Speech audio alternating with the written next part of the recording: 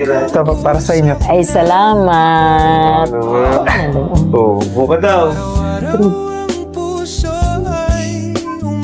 Salamat. Parang mamanikan ako muna yung tatay ni Joy. At siya, ako yung guardian. Parati naman baga. Oo. Kuya lang muna. Oo, kuya lang. Bakit ka kuya yan ni Joy? Ayan. Lahat sila. Lahat. Madami yan. Ate. Ay, ate. Anay. Pakilala ka. Ayun, hello po, nanay. Ako po si Fran. 19 years old, Sir Alvin. Nagra-racket po ako sa ALM. Nagma-model po, tapos nag-organize din po ng event. Nagma-manage po ng event. Yun po yung pinagkakabalan ko nung mga nakaraang taon po. Doon po ako kumikita ng pang-baon din po. Tapos ngayon naman po, tinutulungan na din po ako nila Kuya Rab sa pagbablog ng Team Kalingap po. Second year din po ako sa Mabini. Bachelor of Computer Science. Kwento mo kung paano mo nakilala si Joy. Ba't nandito ka?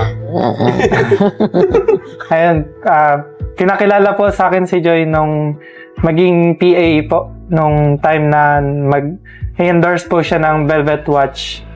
Nung sa project po ng Velvet Box. Naging PA po ako doon ni Joy at kinailanganan daw po ng PA.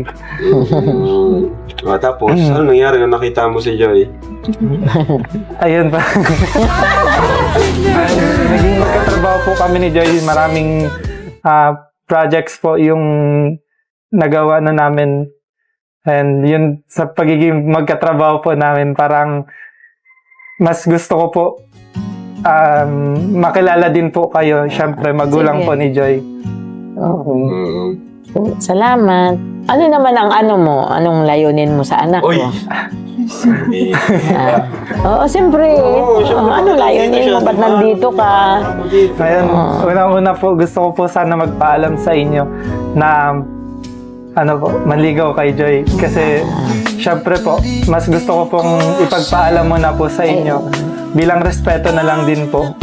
At gusto ko rin po na malaman din po ni Joy na kung ano po talaga yung intention ko na hindi lang bukod sa kanya. Ito pong sasagot ni nanay, kahit po, huwag niyo pong isipin na naka-video or ano man, gusto ko na yung totoo mong sagot kung papayag ka ba. Huwag mong alalahanin na baka may masaktang viewers. Basta sa amin, kung ano yung totoo mong sagot, kasi si Fran nandito siya dahil totoo rin yung pakay ni Fran ngayon, di ba?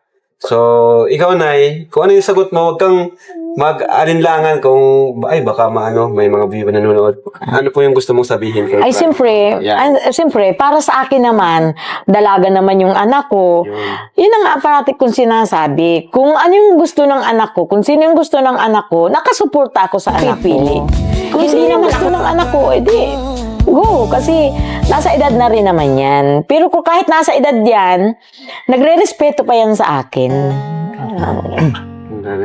Okay lang. Ano lang yung basta tayo mo sa kanila na? Ang masasabi ko lang, unahan muna niyo yung pag-aaral. Yung pag-aaral lang muna ang unahin nila. Oo. So, ibig sabihin, di pwedeng maging sila. Ay, pwede naman. Basta yung pag-aaral nila. Basta hindi siya nakakasagabal kay Joy. Oo. Ayun. At ang masasabi ko naman sa naging decision ko nga na kung ikaw ay nandiligaw sa anak ko, walang problema. Hindi naman lahat ng basher masama. Ang basher naman... Sa mga ganitong simpleng sandali makikita ang natural na samahan at saya sa pagitan ng mga tao. Minsan, isang simpleng tanong o paghingi ng pahintulot lang ang nagiging dahilan para kiligin at bumiti ang maraming viewers.